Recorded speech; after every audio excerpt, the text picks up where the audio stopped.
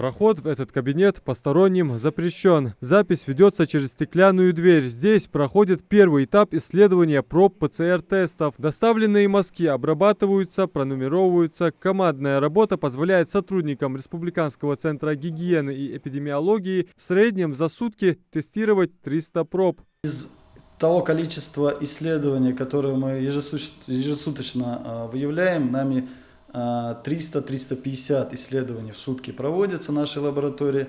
До выявления омикрона нами было 20-25% положительных выявлялось.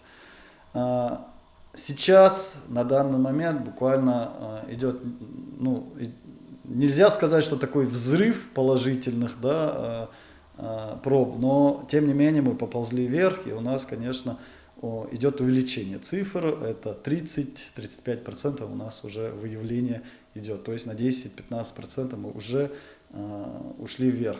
Но в сравнении с субъектами Российской Федерации у нас такой динамики нету, что у нас какое-то чрезвычайное происшествие, но тем не менее динамика идет в выявлении омикрона, то есть если выявлялись единичные случаи омикрона, то они уже у нас идут уже в разы выше.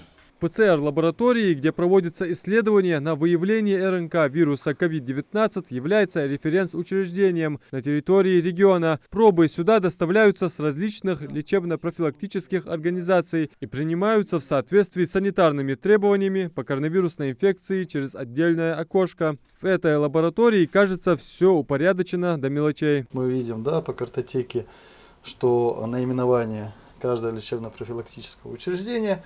И по мере готовности, по мере это ежесуточно мы все это выдаем. Вот, например, МЦРБ. Эти результаты наши, наши результаты, но они второстепенно все получают и в электронном виде, и в распечатанном виде. То есть это наши результаты, они привезли направление, привезли мазки, мы им выдаем уже по результатам исследования наши анализы, которые они уже подшивают у себя в документах и выдают непосредственно больному. Ситуация с ковид-больными остается стабильно напряженной, делится Адам Картоев. Сотрудниками центра осуществляются не только исследования на выявление РНК COVID-19, но и идентифицирование вируса. Ежесуточно проводится отбор мазков для отсылки в Ставропольский противочумный институт. Это что касается нового штамма омикрон. На сегодняшнюю дату выявлены определенное количество омикрона в республике. Как вы знаете, по всему миру уже новый штамм вируса идет. В целом и в республике этот штамм уже выявился у 44 человек. Но пугать население не хочу, но в целом, конечно, этот вирус является заразным, но не столь патогенно опасным. То есть тяжесть течения заболевания не такая тяжелая, а заразность высокая. То есть один человек может заразить до 7-8 окружающих себя людей. Помимо исследования проб, поступающих с медучреждений, в ПЦР-лаборатории обслуживают до 30 граждан ежедневно. График приема с 9:00 до часа дня. У нас проводится анализ на платной основе, на безвозмездной основе. В зависимости, конечно, у нас есть определенная инструкция. Да, люди обращаются, люди идут. Мы тут же умудряемся отбирать эти анализы.